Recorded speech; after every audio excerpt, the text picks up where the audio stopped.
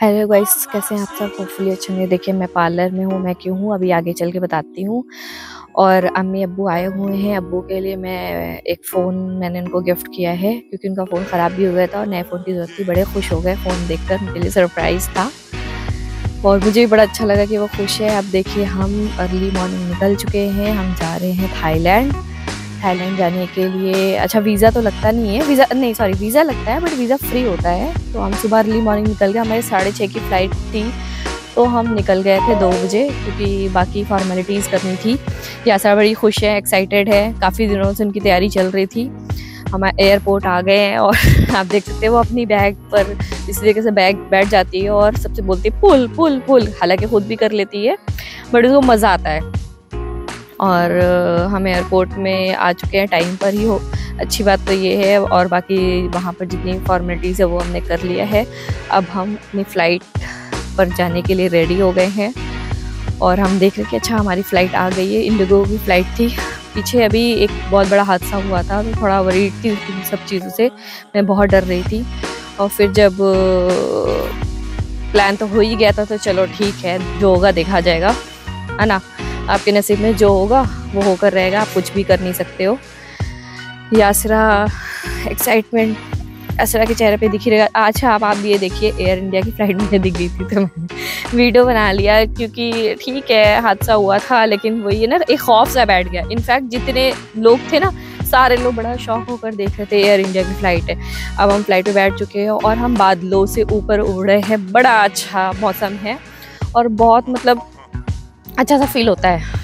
Obviously बात है, हवा के ऊपर आसमान के ऊपर उड़ोगे तो अच्छा सा फील होगा। थोड़ा डर भी था।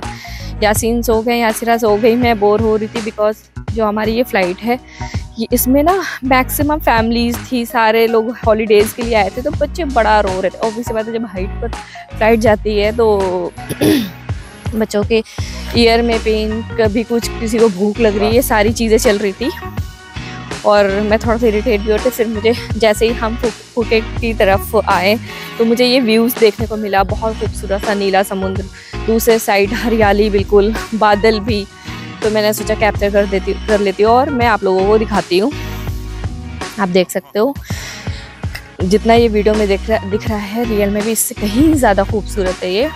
और हमारा 10 डेज़ का ये टूर है और प्लीज़ मेरी वीडियो सारी देखते रहिएगा। अच्छा, एक चीज़ और बता दे रही हूँ, ये ना शॉर्ट वीडियोस में अपलोड होगी। लॉन्ग देखना है तो प्लीज़ यूट्यूब चैनल पर आप लोग देख लीजिएगा। मैं ना अपनी आईडी मेंशन कर लूँगी, टाइप करके उसमें सर्च करेंगे तो दिख जाएगा। आप देख सकते हैं कि रोड के साइड में ही हमें समुद्र दिख गया और हम बड़ा खुश हो गए। मैंने इनसे बोला जा सकते हैं, बोलते हैं नहीं, अलाउड नहीं है, इस तरह से नहीं जा सकते। यहाँ पर काफ़ी शांत माहौल होता है, लोग पीसफुली आते जाते हैं। अच्छा, यहाँ पे ना गाड़ियों की हॉर्न वॉर्न बजाने की ज़्यादा किसी की हैबिट नहीं है। आप देख सकते हैं एकदम साफ़ सुथरी चिकनी रोड, स्मूथली ड्राइव कर रहे हैं। यासीन ड्राइव कर रहे हैं बिकॉज हमने एयरपोर्ट से ही प्राइवेट कार रेंट पर ले ली है 10 डेज़ के लिए। बहुत इजी हो जाता है, अगर आप लोग भी टूर प्लान करो तो ऐसा कर सकते हो। मुझे और यासीन को दोनों को ड्राइविंग आती है तो हमारे लिए ये ईजी हो गया कि हमने कार ले लिया। अब टैक्सी का क्या होता है कि बार बार बुक करना है, ये है वो। अच्छा, हम ना नेचर लवर है तो हम ऐसी जगहों पर जाएंगे इन 10 डेज़ में, तो उसके लिए हमें अपनी कार चाहिए ही चाहिए थी क्योंकि हम अपने हिसाब से टाइमिंग और हर चीज़ें सेट कर सकते हैं। बेसिकली लोग थाईलैंड आते हैं तो बैंकॉक की तरफ जाते हैं, लेकिन हम बैंकॉक की तरफ नहीं गए, हम फुकेट की तरफ आए हैं। फुकेट से अब हम जाएंगे खाऊ सोक। खाऊ सोक एक जगह है, वहाँ पर नेशनल जंगल है, पार्क, नेशनल जंगल पार्क बहुत अच्छा है। मतलब आप इसके बारे में गूगल करेंगे तो बहुत कुछ देखने को मिलेगा। तो हमारा मेन मकसद है, हम यहाँ पर 2 डेज़ रुकेंगे और एक दिन तो हमारा ये ट्रैवल में निकल गया। Next day early morning trekking भी करेंगे, उसकी भी वीडियो मैं अपलोड करूँगी। आप देख सकते हैं साइड में मार्केट, छोटी छोटी मार्केट्स यहाँ पे लगी हुई है। अच्छा, हमें ना भूख लग रही थी क्योंकि हम बहुत अर्ली मॉर्निंग निकले थे। फ्लाइट में हमने हल्का फुल्का ब्रेकफास्ट किया। आपको पता है कि फ़्लाइट का खाना वैसे भी इतना ख़ास मज़ेदार होता नहीं है, सारे पैक्ड फूड होते हैं और हमें वहाँ तक पहुँचने में, खाऊ सोक तक पहुँचने में रात हो जाएगा, शाम तो हो ही जाएगा। तो ये हुआ कि चलो हम कुछ खा लेते। तो मैं ढूंढ रही थी यहाँ पे ना 7 हेवन, हर छोटी छोटी जगहों पर है, मतलब थोड़ी थोड़ी दूर पर है। बट हमने गलती ये कर दी, हमने लास्ट पीछे छोड़ दिया। तो जब अब हम ढूंढना चाह रहे तो हमें मिल नहीं रहा है। तो फिर मुझे फाइनली कुछ दिखा, मैंने कहा यासीन साइड लगा कर हम देख सकते हो। तो ये रेड लाइट आ गई, तो हम वेट कर रहे हैं। उसके बाद वेट करने के बाद फिर हम जाएंगे, एक छोटा सा मतलब शॉपिंग मॉल टाइप का था, वहाँ पे मैं और यासरा बड़ी खुश हो गई क्योंकि शॉपिंग मॉल, अब तो शॉपिंग करनी होगी। बच्चों को शॉपिंग करना वैसे ही बहुत पसंद होता है। फिर उसके बाद मैंने बोला चलो हम कुछ खा लेते हैं, एक्साइटेड तो थी, अच्छा शॉपिंग शॉपिंग शॉपिंग। उसने बोला मम्मा मुझे चॉकलेट लेना है। अच्छा उसे ना थोड़ी खांसी आ रही थी, तो मैंने कहा नहीं अभी चॉकलेट नहीं, पहले अभी हम कुछ खाएंगे। फिर हम आ गए।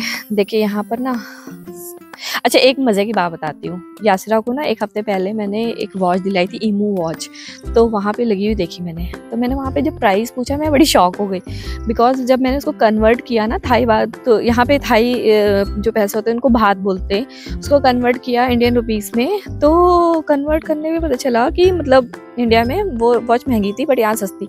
अगर जैसे आप घूमने आ रहे हो, अगर कुछ इलेक्ट्रॉनिक डिवाइस चाहिए तो आप शॉपिंग कर सकते हो, सस्ती पड़ती है यहाँ पर ये।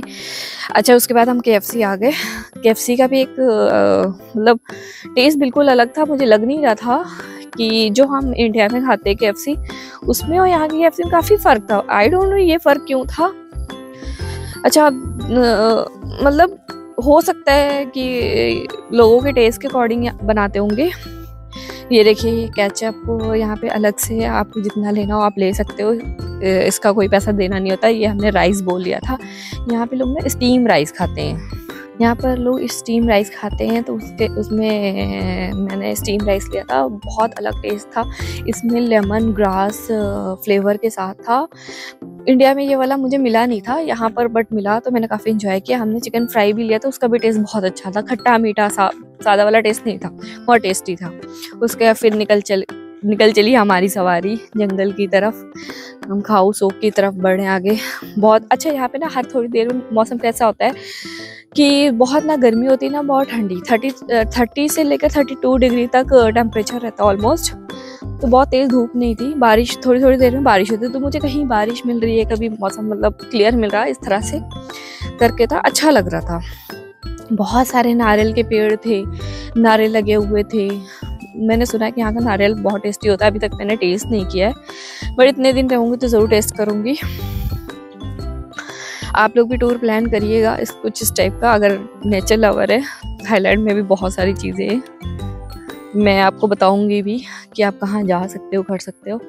यासरा को वेकेशन पर लेकर आना था, तो हमारा प्लान हुआ कि चलो हम थाईलैंड चलते हैं। यासीन अक्सर आते रहते हैं, मैं फ़र्स्ट टाइम आई हूँ, यासरा फ़र्स्ट टाइम, मतलब हमारा फर्स्ट इंटरनेशनल टूर है। इंशाल्लाह आप लोगों की दुआ रही तो कंटिन्यू रहेगा। अब देखिए जंगल मुझे बहुत पसंद है, चारों तरफ पेड़, बीच में एकदम साफ सुथरी चिकनी रोड।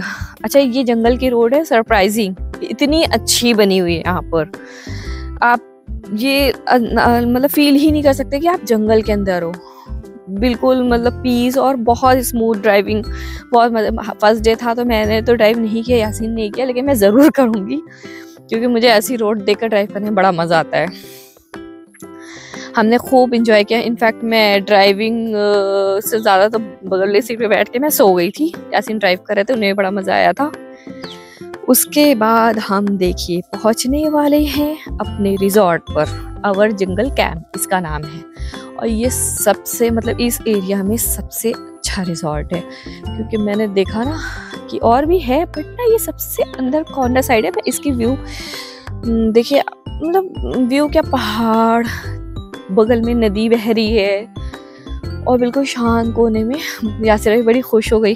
अच्छा एक मज़े की बात बताऊँ, यहाँ पर हमने हमेशा सुना है ना कुत्ते बिल्ली की लड़ाई होती है, बट यहाँ पे फ्रेंडशिप है।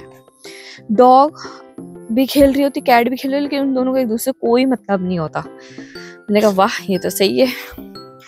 फाइनली हम आ गए, हमारा चेक इन का प्रोसीजर स्टार्ट हो गया। यासीन ने बोला तुम पहुँचो, तो मैं अब दिखाती हूँ कि हमने एक हट लिया है जिसका नाम है पैडी 2। यासरा से बोला मैंने चलिए आप, वाह मामा सब कुछ तो वुड का बना है। मैंने कहा हाँ यहाँ पे हर चीज़ वुड का ही बना होता है। तो मैंने कहा चलिए आप की लेकर चलिए, लॉक ओपन करिए। यासरा आई हुई लॉक ओपन करने के लिए, बट इनसे ना हुआ नहीं। फिर मैंने कहा चलो मैं हेल्प करती हूँ। उसने कोशिश कर लिया, क्योंकि ना डोर इसका स्लाइड वाला था, तो उसे हो नहीं रहा था। तो मैंने कहा चलो ठीक है, कोशिश तो करना ज़रूरी है ना, बच्ची को कोई बात नहीं, हर चीज़ पता होना ज़रूरी है कैसे क्या होता है। तो फिर मैंने डोर ओपन करके उसको दिया।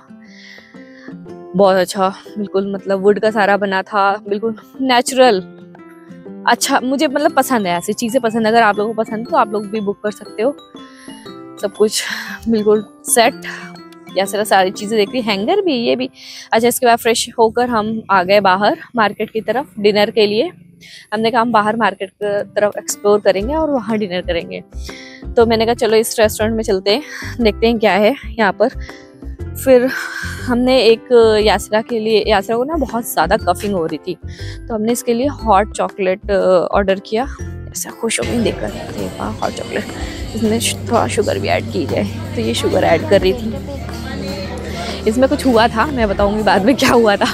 एक्चुअली ये कॉफ़ी मुझ से गिर गई थी, जो कि मैंने अभी कैप्चर नहीं किया है, बट यासिन ने किया, मैं ज़रूर दूँगी। अच्छा, आफ्टर डिनर फिर हम यहाँ पर बच्चों का, बड़ों का, सबका स्पोर्ट्स का छोटा छोटा मतलब कॉर्नर बना हुआ था। यासिन ने मुझे बास्केटबॉल प्ले करना था, मैंने कहा चलो ठीक है। उसके बाद हमारा ब्लॉग